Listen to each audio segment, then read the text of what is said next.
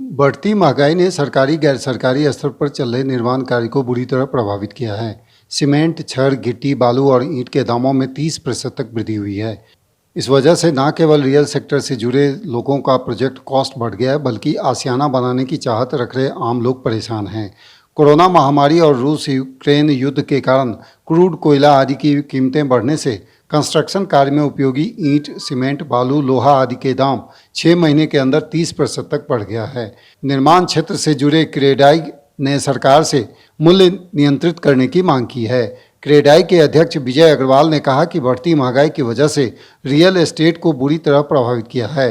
हालत यह है कि अभी के समय में बालू के दाम आसमान छू रहे हैं, जिस वजह से कई प्रोजेक्ट बंद पड़े हैं। वहीं सीमेंट व्यवसायी रविंद्र कुमार साहू कहते हैं कि पहले कोरोना के कारण व्यवसाय पर मार पड़ी और अब महंगाई के कारण बिक्री प्रभावित हो चुकी है। उन्होंने कहा कि दिसंबर 2021 में जो सीमेंट 300 रुपये से नीचे बिकता था, वह आज 380 रुपये प्रति बैग बिक रहा है, यानी करीब 80 रुपये का इजाफा हर एक बैग पर 6 महीने के अंदर हो चुका है। रियल एस्टेट में काम करने वाले सभी बिल्डर्स, डेवलपर्स को ये परेशानी का सामना करना पड़ रहा है। हम लोगों की क्रेडाई नेशनल के द्वारा भी इस पे पूरा सर्वे कराया गया और उसकी भी रिपोर्ट भारत सरकार को भेजी गई है और सभी की डिमांड आ रही है कि जिस तरह से प्राइस, जितने 35 से 40% तक प्राइस हाइक हो चुके हैं चीज़ों के, और ओवरऑल बिल्डिंग्स के ऊपर में 25 से 30% का कंस्ट्रक्शन कॉस्ट बढ़ गया है और वो काम अभी आज के डेट में वो लोगों ने रोके हुए हैं। मोस्टली 80% प्रोजेक्ट में काम आज रुके हुए हैं ड्यू टू प्राइस हाइक। उसमें जो ऑलरेडी सोल्ड आउट कर चुके हैं, जिन्होंने कमिटमेंट कर दिया है क्लाइंटों को, उनसे फिर वो बात नहीं कर सकते हैं कि आप रेट हमारा इस कारण से बढ़ गया, आपको बढ़ाना होगा। तो ये सब परेशानियां बहुत ज़्यादा आ रही हैं। सीमेंट का, रड का, सबका, बालू का, सबका रेट भागते गया तो कंस्ट्रक्शन का काम धीमा पड़ गया। अभी तो बालू का स्थिति ऐसा है कि पैसा देने से भी नहीं मिल रहा है लोगों को।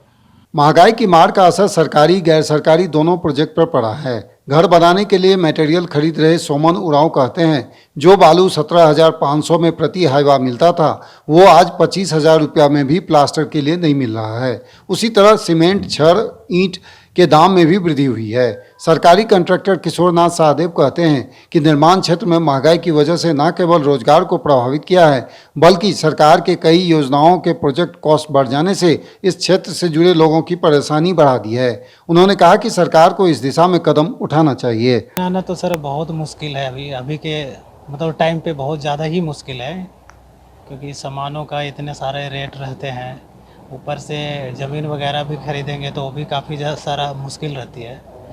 तो ये सब सभी कुछ देखने के बाद में बहुत ही मुश्किल है।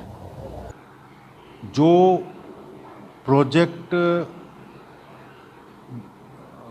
फ्लैट निर्माण के थे या प्राइवेट सेक्टर के थे, वो लोग तो निर्माण कार्य को अभी रोक दिए हैं, लेकिन वहीं दूसरी ओर जो गवर्नमेंट से रिलेटेड जो कंस्ट्रक्शन वर्क थे, वो आज से 1 साल पहले, 2 साल पहले उस समय के दर पर काम लिए हैं, उनको आज के दर पर काम करने में काफ़ी कठिनाई हो रही है।